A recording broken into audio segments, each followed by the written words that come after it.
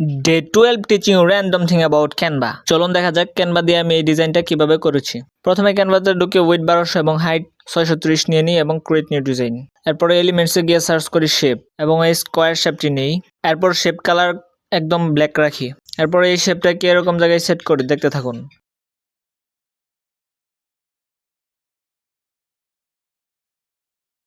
এরপরে টেক্সটে গিয়ে অ্যাড হেডিং।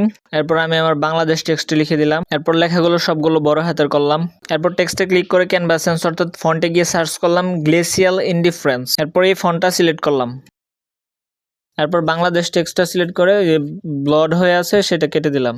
এরপর টেক্সটটাকে একটু বড় করে এরকম জায়গায় রাখি। এরপর লেটার স্পেসিংয়ে গিয়ে 115 দিয়ে দিলাম। এরপর টেক্সটটাতে ক্লিক করে ইফেক্টসে গিয়ে আউটলাইন ইফেক্টস দিলাম এবং এই ইফেক্টস কালারটা রাখলাম একদম হোয়াইট এবং থিকনেস 100।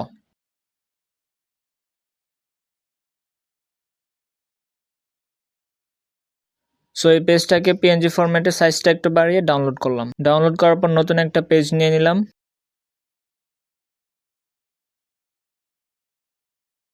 এরপর নতুন পেজে গিয়ে এলিমেন্টসে গিয়ে ফ্লোরাল লিখে সার্চ করলাম। এরপর ফটোসে গিয়ে আমার পছন্দ মতো একটি ফ্লোরাল খুঁজতে থাকলাম। এরপর এই ইমেজটি পেয়েছি, floral background with blooming roses. এটা সিলেক্ট করলাম। এরপর এই ফ্লোরাল ইমেজটাকে ফুল ফ্রেম জুড়ে বসালাম। এরপর ডাউনলোড করা পেজটাকে আপলোড করলাম। এরপর এই পেজটাকে ফুল ফ্রেম জুড়ে বসালাম এবং ব্যাকগ্রাউন্ড রিমুভ করে দিলাম। এরপর এলিমেন্টসে গিয়ে আবার এই শেপটা নিয়ে নিলাম এবং শেপ কালারটা ব্ল্যাক রাখলাম।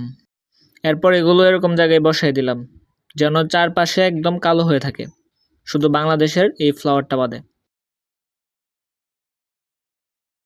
এরপর শুধু এই 2 নাম্বার পেজটা ডাউনলোড করলাম পিএনজি ফরম্যাটে।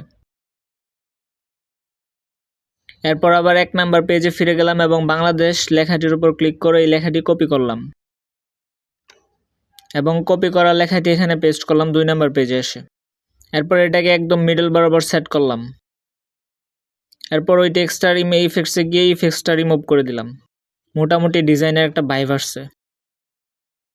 এরপর টেক্সটটাকে ডান পাশে আরেকটু সাইজ বড় করলাম। এরপর একটু আগে যে 2 নাম্বার পেজটা ডাউনলোড করছি সেটা আপলোড করলাম। এরপর আপলোড করা পেজটাকে সিলেক্ট করে 3 ডটে ক্লিক করে লেয়ারে গিয়ে এই লেয়ারটাকে ফন্ট একদম সবার সামনে নিয়ে আসলাম। এরপর এই পেজটাকে ফুল ফ্রেমে বসালাম। এরপর আপলোড করা ইমেজটাকে অর্ধেক ক্রপ করলাম।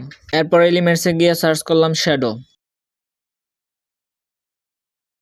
এবং গ্রাফিক্স থেকে সিওলে ক্লিক করলাম এবং এরকম একটা শ্যাডো নিয়ে আসলাম।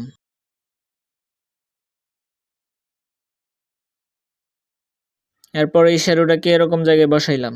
এরপর শ্যাডো ট্রান্সপারেন্সি 50/82 আশেপাশে রাখলাম। আগের 1 নাম্বার পেজটা ডিলিট করে দিলাম। এরপর এই পেজটাকে আবার ডাউনলোড করলাম পিএনজি ফরম্যাটে। ডাউনলোড হয়ে গেল এবং এরপরে আরেকটি নতুন পেজ নিয়ে নিলাম। পেজ নেওয়ার পর আগেরটা ডিলিট করে দিলাম। এরপর এলিমেন্টসে গিয়ে সার্চ করলাম বিডি এবং ফটোস থেকে প্রথম বাংলাদেশের ফ্ল্যাগটা নিয়ে নিলাম। এরপর এই পেজটার একদম কালার রাখলাম ব্ল্যাক। এরপর পতাকাটা সিলেক্ট করে একদম রিপ্লেস এজ ব্যাকগ্রাউন্ড হিসেবে রাখলাম। এরপর পতাকাটা সিলেক্ট করে ট্রান্সপারেন্সি 30 করে দিলাম। এরপর সর্বশেষ যে ইমেজটা আপলোড করছি Bangladesh2.png নামে সেটা আপলোড করলাম। এরপর এই ইমেজটাকে ফুল ফ্রেমে বসালাম এবং ব্যাকগ্রাউন্ড রিমুভ করে দিলাম।